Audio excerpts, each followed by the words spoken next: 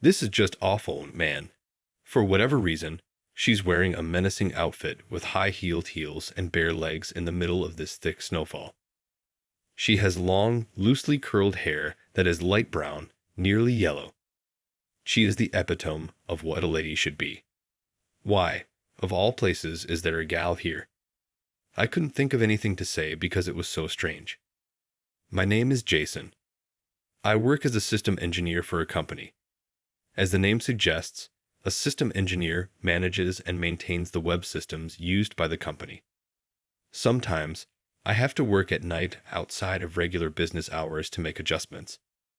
If there's a problem, I could be called in day or night, and it is not unusual to be on standby all day just in case something happens. It's a pretty tough job. Hey, can you come right now? The lines are totally down, and we can't get any work done. It was the weekend, and I was off that day. However, in the evening, my boss, Mitch, called me in. Mitch is a self-centered guy who bosses people around as he sees fit.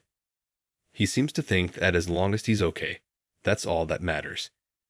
Even though I finally had a day off, I ended up having to go in for Mitch's weekend work. Due to the cold wave since yesterday, the weather this weekend was unfortunate. I drove to the office since I didn't know what time it would end. Eventually, it was close to 9 o'clock or 9:30 p.m. when we finished. Outside, it was heavily snowing, and the snow had already piled up, with hardly anyone around. "You have a car, right? Give me a ride." Mitch, who had finished getting ready before me, said that as if it were obvious. According to the online news, the trains were all delayed, and the stations were overflowing with people. Mitch's house is in the opposite direction from mine, but in this situation, I probably wouldn't be able to go home without giving him a ride. Reluctantly, I decided to drive him home, but I was too optimistic. When we went outside, the snow was nearly knee-deep, and there was a wind like a hurricane. Also, so perhaps due to the wind direction, there was a pile of snow near the entrance of the parking lot. The lack of other cars might be a factor.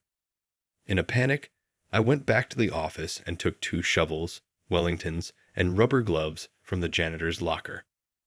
First, I had to shovel the snow to get the car out. "Mitch, can you help me out here?" "Huh. Why? It's your car. You do it." "It's my car, but I can't drive you home like this." Saying that, Mitch reluctantly picked up a shovel and began to move the snow little by little without much enthusiasm. The snow kept piling up as soon as we cleared it. Due to the extreme cold and wetness, we silently shoveled away until we cleared enough space for the car. But Mitch didn't even bother to put away the tools and quickly got into the car. He even had the audacity to start the engine and turn on the heater. I sighed and put them away for both of us. I left the wet tools propped against a nearby wall to dry. When I got back to the car, Mitch was glaring at me, saying, "You're slow, you slug." At this point, his self-centeredness was almost refreshing. However, just as we were about to finally get in the car and leave, we heard a sound. It sounded like a car horn. What's that? Is something wrong? Maybe someone needs help. Forget it. More snow was piling up. I'm done with shoveling. Mitch insisted on leaving, but the horn kept going off. I just can't help but be curious. But there's no one else around, right? What if someone really needs help? Thinking that no one would come to help in such a situation, I couldn't stand it and went back outside the car. Inside, Mitch was yelling, "I'm not helping. Do whatever you want." But I grabbed the shovel, Wellingtons, and rubber gloves I had left out to dry and dashed into the heavy snow, following the sound of the alarm. I eventually found a car half buried in snow. It's parked in an open lot and is in a terrible state. Standing nearby is a young woman. In this heavy snow, she's inexplicably wearing a menace kit with bare legs and high-heeled boots. Her hair is long, a light brown, almost blonde, and loosely curled. She looks like the perfect example of a gal. Oh man, this is seriously bad. The gal is putting her hands in her pockets and checking the contents of her bag over and over. What's wrong? The car won't open. It looks like I lost my key or something. It's really bad, right? Wait, if you don't have the key, the car won't move, right? Probably the car security system was triggered when she tried to open the door without the key, causing the alarm to go off. Not understanding this, or maybe because she's panicking, she keeps trying to open the door, and the alarm won't stop. For now, I tell the gal not to touch the door and think about what to do. In the snow, it's impossible to look for the key, and with the car so buried, shoveling it out will take a lot of time. When I ask where she needs to go, it turns out it's near his house. Since she can come to pick up her car tomorrow, I decide to give her a ride in my car. While walking back to my car, I chat a bit with the woman. Her name is Ashley. Her grandfather, who is in the hospital, is not in life-threatening condition, but she got a call saying he wasn't feeling well and rushed over in the heavy snow. Her grandmother and mother are busy with work, so she often helps out with her grandfather's care and household chores. She's also interested in living and is studying to become a care manager. I was really doted on by my grandpa, and since my grandma and mom are working, it's just natural for me to help out, she says casually, without bragging about something quite extraordinary. Judging by her appearance and the way she talks, I had assumed she was frivolous and feel guilty about it. Really?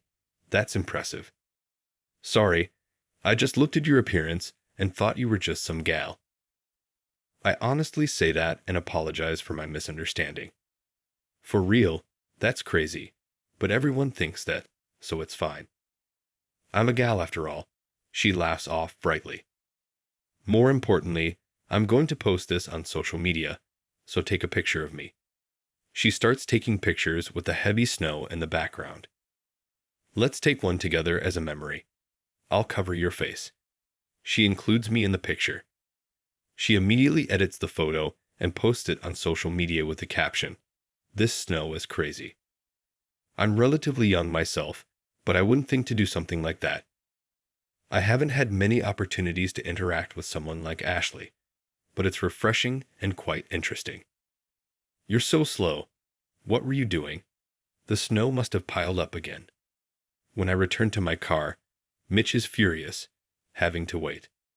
Moreover, the entrance of the parking lot is starting to get buried in snow again.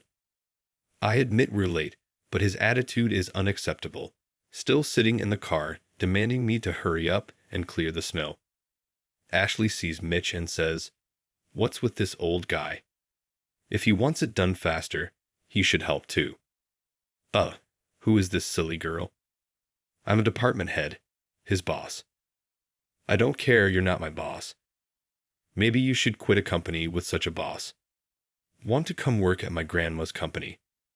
Ashley rebukes Mitch sharply while helping with the snow. Their back and forth is almost like a comedy duo, and it lightens the mood. I say, "Wow, your grandma is a president. That's impressive." Right? I may not look like it, but I'm a princess, Ashley jokes. Then Mitch got mad at me again. Just do it. Hurry up. While repeating this process, I somehow finish shoveling the snow and drive them, calming the two who are still bantering in the car. After that, Mitch starts to see me as someone who can handle troublesome people effectively. A few days later, when the snow has completely melted, Mitch calls me in. This time, it's during regular business hours. Thinking it might be another system issue, I head over only to be told there's a complaint from a major client. Handle it. Why me? An engineer? Then, bringing up Ashley, he says, "You're good with difficult people, right? Just handle them like you did with that girl the other day." Making an unreasonable request, even though I argue that this situation is different, I'm somehow persuaded and end up going to the client with Mitch. The client is a company we do a lot of business with. Today, President Thompson, the head of the company, will handle the matter personally. I hear that President Thompson is a tough and renowned woman in her 60s. Feeling nervous, I'm led to the reception room, When President Thompson arrives, she looks at me and says, "You, I've seen you somewhere." But I have no recollection of her. Still, she seems intrigued and examines my face closely. Well, well. Today I brought Chasen, our customer relations specialist, says Mitch, making up a non-existent department name and intending to leave everything to me, an engineer. Moreover, the complaint is about a sales-related issue completely unrelated to me, and I have no idea what's going on. As I'm wondering what to do, President Thompson suddenly says, "I'd remember," and shows me her phone. There's a photo of me and Ashley on it, the other day in the snow. "My granddaughter sent this to me. This is you, right? Your granddaughter," Jess called. Ashley turns out to be President Thompson's granddaughter. Since her childhood, Ashley, interested in fashion and hairstyles, used to wear and create her own unique styles, often attracting attention from her peers in school for her distinctive ideas. Starting around middle school, she embraced the gal style, drawing even harsher judgment from society. She was often judged solely by her appearance, with no one bothering to understand her. However, on the day she met me, she happily told her grandmother, "I met such a nice guy. He helped me with shoveling snow and even gave me a ride home when I was in trouble. It's the first time someone outside my family has been so kind." She was thrilled and sent her photo to President Thompson. She always looks out for her grandpa and is a great kid, aiming to be a care manager, but it's a shame she's misunderstood due to her hobbies and preferences, said President Thompson. At first I thought, why does she dress like that? But she hasn't changed since she was little. I was embarrassed to have thought that about my granddaughter. You're the first to really see her for who she is. She seems so happy. I want to thank you for that. Really, thank you. She expresses her gratitude. Then, glaring at Mitch, she says, "And I heard from Ashley that you're an engineer?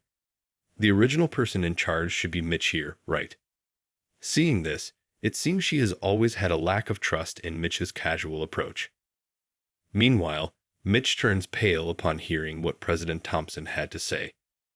He must be regretting speaking ill of the president's granddaughter. Then Mitch's phone rings. It's a call from the company, and Mitch's complexion worsens even more upon answering. Apparently, a video that seems to feature Mitch has been posted on social media.